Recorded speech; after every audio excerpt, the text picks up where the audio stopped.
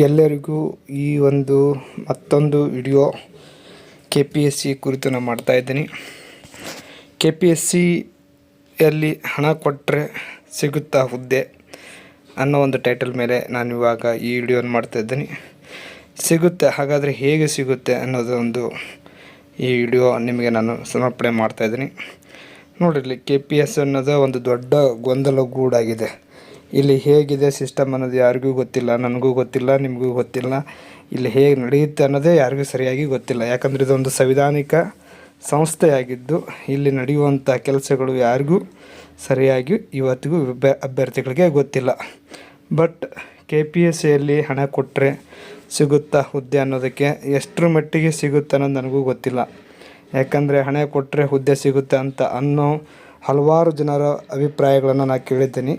ಸಿಗುತ್ತೆ, ಅದು ಹೇಗೆ ಸಿಗುತ್ತೆ ಅನ್ನೋದು ಇವತ್ತಿಗೂ ನನಗೂ ಗೊತ್ತಿಲ್ಲ. ಹಾಗಾಗಿ ಸಾಧ್ಯ ಆದಷ್ಟು ಸಿಗುತ್ತೆ ಅನ್ನೋದಕ್ಕಿಂತ ಅಲ್ಲಿ ಹಣ ಕೊಟ್ಟರೆ ಹುದ್ದೆಗಳು ಇದ್ದಾವೆ ಅನ್ನೋದಷ್ಟೇ ಒಂದು ಮಾಹಿತಿ ಇಲ್ಲಾರ್ದ ಒಂದು ಸಮಸ್ಯೆ ಅಂತ ನನಗೆ ಗೊತ್ತಿರೋವಷ್ಟು ನಿಮಗೆ ಹೇಳ್ತಾ ಇದ್ದೀನಿ. ಹಾಗಾದರೆ ಇದು ಸಿಗುತ್ತಾ? ಹಾಗಾದರೆ ಸಿಗುತ್ತೆ ಅಂದರೆ ಹೇಗೆ ಸಿಗುತ್ತೆ? ಯಾರಿಗೂ ಸರಿಯಾಗಿ ಗೊತ್ತಿಲ್ಲ.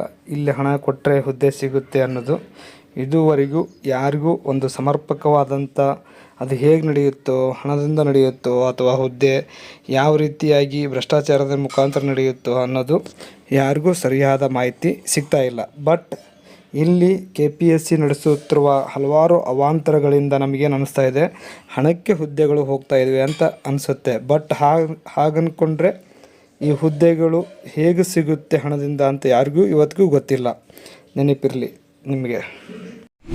ನೋಡಿ, ಇಲ್ಲಿ KS 29ಕ್ಕೆ ಒಂದು ಎಕ್ಸಾಮ್ ನಡೀತು. ಆ KS ಪರೀಕ್ಷೆಗೆ ಸಂಬಂಧಿಸಿದಂತೆ ಹಲವಾರು ಗೊಂದಲಗಳು ನಮಗೆ ಕಾಡ್ತಾ ಇದೆ.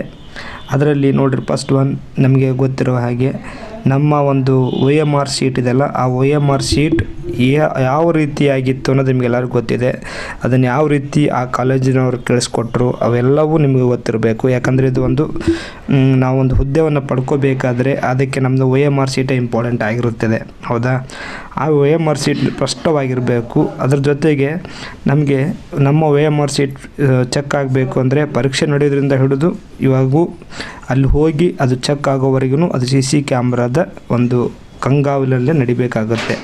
CC ಕ್ಯಾಮ್ರಾದ ಅದರ ಒಂದು ಕಂಗಾವಲಿನಲ್ಲಿ ಅದು ಮಾರ್ಕ್ಸ್ಗಳು ಮೌಲ್ಯಮಾಪನವಾಗಬೇಕು. ಜೊತೆಗೆ CC ಕ್ಯಾಮ್ರಾದ ಅಡಿಯಲ್ಲೇ ಎಲ್ಲವನ್ನು ಡಿಸ್ಪ್ಯಾಚ್ ಮಾಡಬೇಕು. ಯಾಕಂದರೆ ಇದು ಒಂದು ಸಾರ್ವಜನಿಕ ಹುದ್ದೆ ಆಗಿರೋದ್ರಿಂದ ಆ ಹುದ್ದೆಗೆ ಸಾರ್ವಜನಿಕರ ಅಭಿಪ್ರಾಯಗಳು ಇರುವುದರಿಂದ ಎಲ್ಲವೂ ಯಾರೋ ಒಂದು ಮಾಹಿತಿಯನ್ನು ಕೇಳಿದರೂ ಅದನ್ನು ಸ್ಪಷ್ಟವಾಗಿ ಕೊಡಬೇಕಾಗುತ್ತೆ KPSC. ಹಾಗಾಗಿ ನಮಗೆ ಇವತ್ತಿಗೂ ಅಲ್ಲಿ ಗೊಂದಲವಾಗಿರುವುದರಿಂದ CC ಕ್ಯಾಮ್ರಾದಲ್ಲಿ ಅಡಿಯಲ್ಲಿ ಹೇಗೆ ಮೌಲ್ಯಮಾಪನ ಆಗಿ ಒಂದು ಯಾರಿಗೂ ಗೊತ್ತಾಗಲ್ಲ, ಹೌದಾ? ನೆಕ್ಸ್ಟ್, ಸರಿಯಾದ ಕಟ್ ಆಫನ್ನು ಬಿಡ್ತಾಯಿಲ್ಲ. ಯಾಕಂದರೆ ನಮಗೆ ಒಂದು ಲಿಸ್ಟ್ ಬಿಡಬೇಕಾದ್ರೆ ಬಿಫೋರ್ ನಾವು ಎಷ್ಟೆಷ್ಟು ಮಾರ್ಕ್ಸ್ ಪಡ್ಕೊಂಡಿದ್ದೀವಿ ಅನ್ನೋದನ್ನು ಒಂದು ಕಟ್ ಆಫ್ ಬೇಕಾಗುತ್ತೆ.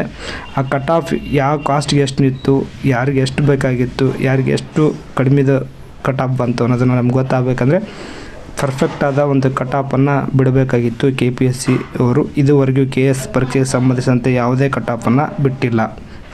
ಜೊತೆಗೆ ಎಲ್ಲವೂ ವಿಳಂಬವಾಗಿ ಕೆಲಸವನ್ನು ಮಾಡುವಂಥ KPSCಗೆ ಇದೊಂದು ಉತ್ತರ ಆಗಬೇಕು.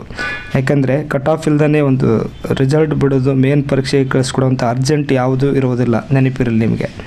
ಜೊತೆಗೆ ಅದರೊಳಗೆ ಲಿಸ್ಟ್ ಬಿಡಬೇಕಾಗಿತ್ತು. ಫಸ್ಟ್ ಪೇಪರ್, ಸೆಕೆಂಡ್ ಪೇಪರ್ ಅಂತ ನಾವು ಮಾಡಿರುವಂಥ ಎಕ್ಸಾಮ್ ಬರೆದಿರುವಂಥ ನಾವು ಕಟ್ ಆಫ್ ನಂತರ ನಮಗೊಂದು ಲಿಸ್ಟ್ ಬೇಕು. ಆ ಲಿಸ್ಟು ಯಾರ ಪರೀಕ್ಷೆಗೆ ಎಷ್ಟೆಷ್ಟು ಮಾರ್ಕ್ಸ್ ಬಂತು ಅನ್ನೋದ್ರ ಬಗ್ಗೆ ತಿಳ್ಕೊಳ್ಳೋಕ್ಕೆ ಒಂದು ಲಿಸ್ಟ್ ಬಿಡಬೇಕು. ಇದುವರೆಗೆ ಅದು ಯಾವುದೇ ಲಿಸ್ಟ್ ಬಿಟ್ಕೊಂತ ಬಂದಿಲ್ಲ. ಹಿಂದಲಿಂದ ನಾವು ನೋಡಿದಾಗ ಅದು ಯಾವುದೇ ಥರದಂಥ ಲಿಸ್ಟ್ಗಳನ್ನು ಬಿಡ್ತಾಯಿಲ್ಲ.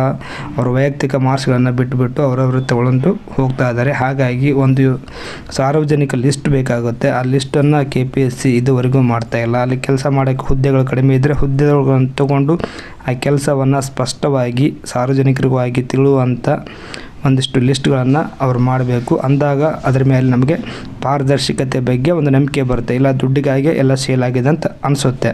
ಹಾಗಾಗಿ KPSC ಎಚ್ಚೆತ್ಕೋಬೇಕು. ಯಾಕಂದರೆ ಅಲ್ಲಿ ಹುದ್ದೆ ಕೆಲಸ ನಿರ್ವಹಿಸುವಂಥ ಹಲವಾರು ಜನ ಇವತ್ತು ಭ್ರಷ್ಟಾಚಾರದೊಳಗೆ ತೊಡಗಿದ್ದಾರೆ ಅಂತ ಜನ ಅಭಿಪ್ರಾಯದಲ್ಲಿ ಸಂಗ್ರಹ ಆಗಿದೆ. ಆ ಜನ ಅಭಿಪ್ರಾಯ ಸಂಗ್ರಹವಾಗಿದ್ದರಿಂದ ಇದು ಕಾನೂನುಬದ್ಧವಾದಂಥ ಸಂಸ್ಥೆ CM ಅವರು ಇದಕ್ಕೆ ಸಂಬಂಧಪಟ್ಟಂಗೆ ಕೆಲವೊಂದಿಷ್ಟು ನಿರ್ಧಾರಗಳನ್ನು ಬೇಗನೆ ತಗೋಬೇಕು. ಯಾಕಂದ್ರೆ ಸಿದ್ದರಾಮಯ್ಯ ಸರ್ ಎಷ್ಟು ಎಕ್ಸಾಮ್ ಮರು ಎಕ್ಸಾಮ್ ಆದರೂ ಅಲ್ಲಿ ಒಬ್ಬರನ್ನೂ ತೆಗೆದು ಹಾಕಿಲ್ಲ. ಹಾಗಾಗಿ ನಮಗೇನು ಅನಿಸುತ್ತೆ, ಸರಿಯಾದ ರೀತಿ ಒಳಗೆ ಕಾರ್ಯನಿರ್ವಹಣೆ ಆಗ್ತಾ ಇಲ್ಲ ಅಂತ ಅನಿಸ್ತಾ ಇದೆ. ಅಲ್ಲಿ ಹೆಂಗಾದರೂ ನಾವು ಇರ್ತೀವಿ ಅನ್ನೋದು, ಹುದ್ದೆಯಲ್ಲಿ ಇರ್ತೀವಿ ಅನ್ನೋದು ಜನರಲ್ಲಿ, ಅವರಲ್ಲಿ ಒಂದು ಕಾರ್ಯನಿರ್ವಹಿಸುವಂಥ ಅಧಿಕಾರಿಗಳಲ್ಲಿದೆ. ಅದು ಜನರ ಅಭಿಪ್ರಾಯ ಚೇಂಜ್ ಮಾಡಬೇಕು ಅಂತ ನಾನು ಕೇಳ್ತಾ ಇದ್ದೇನೆ. ಅದಕ್ಕೆ ಸಂಬಂಧಿಸಿದಂತೆ 18ನೇ ತಾರೀಕು ರಾಜ್ಯದಾದ್ಯಂತ KPSCಗೆ ಸಂಬಂಧಿಸಿದಂಥ ಹಲವಾರು ರೀತಿಯ ಸಮಸ್ಯೆಗಳಿಗೆ ಪರಿಹಾರ ಒದಗಿಸುವ ಸಲುವಾಗಿ ಒಂದು ದೊಡ್ಡ ಹೋರಾಟ ಬೆಂಗಳೂರಿನಲ್ಲಿ ನಡೀತಾ ಇದೆ. ನಾವೆಲ್ಲರೂ ಭಾಗವಹಿಸಿ ಆ ಒಂದು ಹೋರಾಟಕ್ಕೆ ಸಾಥ್ ಕೊಡಬೇಕು. ಅದರ ಜೊತೆಗೆ ನೀವು ಈ ಒಂದು ಸಭೆಗೆ, ಒಂದು ಹೋರಾಟಕ್ಕೆ ಎಷ್ಟು ಜನ ಭಾಗಿಯಾಗ್ತೀರೋ ಅಷ್ಟು ಜನ ಭಾಗಿಯಾದಷ್ಟು ಅಲ್ಲಿ ಹಲವಾರು ರೀತಿಯ ಸಮಸ್ಯೆಗಳಿಗೆ ಪರಿಹಾರ ಒದಗುತ್ತೆ. ಯಾಕಂದರೆ ಮುಂದೆ ಬರೋರು KPSC ಎಕ್ಸಾಮ್ ಬರೋರಿಗೆ ಎಲ್ಲರಿಗೂ ಒಳ್ಳೆಯದಾಗಬೇಕಂದ್ರೆ ನಾವು ಈ ಒಂದು ದೊಡ್ಡ ಹೋರಾಟವನ್ನು ಮಾಡಬೇಕಾಗಿದೆ. ಎಲ್ಲರೂ ಭಾಗವಹಿಸಿ. ಏಕೆಂದರೆ ಎಲ್ಲರಿಗೂ ಈ ವಿಡಿಯೋ ನೋಡಿದ ನಂತರ KPSCಗೆ ಸಂಬಂಧಿಸಿದಂಥ ಒಂದು ನಿರ್ಧಾರದ ಹೋರಾಟವಾಗಿದೆ. ಯಾಕಂದರೆ ಒಂದು ದೊಡ್ಡ ನಿರ್ಧಾರ ತಗೊಂಡು ಅದನ್ನು ಹೋರಾಟ ಮಾಡಬೇಕು. ಭ್ರಷ್ಟಾಚಾರ ಕಡಿಮೆ ಆಗಬೇಕಾಗಿದೆ. ಭ್ರಷ್ಟಾಚಾರ ಕಡಿಮೆಯಾಗಿ ಉತ್ತಮ ನೇಮಕಾತಿಗೆ ಅವಕಾಶ ಮಾಡಿಕೊಡಬೇಕು. ಎಲ್ಲರಿಗೂ ಒಳ್ಳೆಯದಾಗಬೇಕಂದ್ರೆ ಒಂದು ದೊಡ್ಡ ಹೋರಾಟ ಅಂದರೆ ಕೇವಲ ಹೋರಾಟ ಅಲ್ಲ, ಹೊಸ ಒಂದು ರೆವಲ್ಯೂಷನ್ ಇಲ್ಲಿ ಆಗಬೇಕಾಗಿದೆ. ಅಂದರೆ ಹೊಸ ಕ್ರಾಂತಿ ಆಗಬೇಕಾಗಿದೆ. ಆ ಕ್ರಾಂತಿಗೆ ಮುನ್ನುಡಿ ಆಗಬೇಕು. ಯಾಕಂದರೆ ಹೊಸ ರೀತಿಯ ರಿಫಾರ್ಮ್ಸ್ಗಳು ಬೇಕಾಗುತ್ತೆ. ಹೊಸ ರೀತಿಯ ರಿಫಾರ್ಮ್ಸ್ಗಳು ಪಾಸ್ ಆಗದೇ ಇದ್ದರೆ KPSCಯಲ್ಲಿ ಯಾವುದೂ ಬದಲಾವಣೆ ಆಗಿಲ್ಲ ಅಂತ ನಮಗನ್ನಿಸುತ್ತೆ. ಹಾಗಾಗಿ ವಿದ್ಯಾರ್ಥಿಗಳಿಗೆ ಇದ್ರ ಮೇಲೆ ನಂಬಿಕೆ ಬರಬೇಕಂದ್ರೆ ಒಂದು ಒಳ್ಳೆಯ ರೀತಿಯ ಅಂದರೆ ವಿದ್ಯಾರ್ಥಿಗಳಿಗೆ ನಂಬಿಕೆ ಬರೋ ರೀತಿ ಒಳಗೆ ಎಲ್ಲ ರಿಸಲ್ಟ್ಗಳು ಕೊಡಬೇಕು. ಮತ್ತು ಪರೀಕ್ಷೆಗಳು ನಡಿಬೇಕು, ಪಾರದರ್ಶಕತೆಯಿಂದ ಕಾಣಬೇಕು. ಯಾವುದೇ ರೀತಿಯ ಅಲ್ಲಿ ಸ್ವಲ್ಪ ಸಂಶಯ ಬರದ ರೀತಿ ಒಳಗೆ ಒಂದು ಎಕ್ಸಾಮ್ಗಳು ನಡಿಬೇಕು. ಸಾಧ್ಯ ಆದಷ್ಟು ವಿದ್ಯಾರ್ಥಿಗಳಿಗೆ ಇದ್ರ ಮೇಲೆ ನಂಬಿಕೆ ಬಂದು ಜನರಿಗೂ ಇದ್ರ ಮೇಲೆ ನಂಬಿಕೆ ಬರಬೇಕು. ಯಾಕಂದರೆ ಜನರ ಒಂದು ಒಳ್ಳೆಯ ನಂಬಿಕೆ ಬಂದಾಗ, ಇದರ ಬಗ್ಗೆ ಒಂದು ಒಳ್ಳೆಯ ಅಭಿಪ್ರಾಯ ಬಂದಾಗ ಏನು ಅನಿಸುತ್ತೆ ಅಂದರೆ ಈ ಒಂದು ಹೋರಾಟಕ್ಕೆ ಸಿಕ್ಕ ಒಂದು ಪ್ರತಿಫಲ ಅನಿಸುತ್ತೆ. ನನಗೆ ಸಾಧ್ಯ ಆದಷ್ಟು ನನ್ನ ಅಭಿಪ್ರಾಯ ಏನಂದರೆ, ಇದು ಕೇವಲ ನನ್ನ ಒಬ್ಬನ ಅಭಿಪ್ರಾಯ ಅಲ್ಲ, ಇದು ಜನರ ಅಭಿಪ್ರಾಯ. ಒಟ್ಟಿನಲ್ಲಿ KPSCಯಲ್ಲಿ ಯಾವುದೇ ರಿಫಾರ್ಮ್ಸ್ಗಳು ಆದ್ರೂ ಅದು ಜನಕ್ಕೆ ಒಳ್ಳೆ ರೀತಿ ಆಗಬೇಕನ್ನೋದೇ ನಮ್ಮದು ಅಭಿಪ್ರಾಯ. ಅಲ್ಲಿ ಕೇವಲ ಭ್ರಷ್ಟಾಚಾರದಿಂದ ಕೂಡಿದೆ ಅನ್ನೋದು ಅವರ ಒಂದು ತಲೆಯಲ್ಲಿ ಅದನ್ನು ತೆಗೆದು ಹಾಕೋ ರೀತಿ ಒಳಗೆ ಇನ್ನು ಮುಂದೆ KPSC ನಡ್ಕೋಬೇಕಂತ ನನ್ನ ಒಂದು ಅಭಿಪ್ರಾಯ. ಸಾಧ್ಯ ಆದಷ್ಟು ಈ ವಿಡಿಯೋದ ನೋಡಿದ ನಂತರ ಎಲ್ಲರಿಗೂ ಈ ಒಂದು ವಿಡಿಯೋವನ್ನು ಶೇರ್ ಮಾಡಿ, ಜೊತೆಗೆ ನನ್ನ ಒಂದು ಚಾನಲನ್ನು ಸಬ್ಸ್ಕ್ರೈಬ್ ಮಾಡ್ಕೊಳ್ಳಿ. ಯಾಕಂದರೆ ಇಂಥ ಒಂದು ಒಳ್ಳೆಯ ವಿಡಿಯೋಗಳನ್ನು ಮುಂದೆ ನಿಮ್ಗೆ ನಾನು ಕೊಡ್ತಾ ಹೋಗ್ತೀನಿ. ಸಾಧ್ಯ ಆದಷ್ಟು ನಿಮ್ಮ ಒಂದು ಅಭಿಪ್ರಾಯವನ್ನು ಕಾಮೆಂಟ್ಸ್ ಮೂಲಕ ತಿಳಿಸಿ.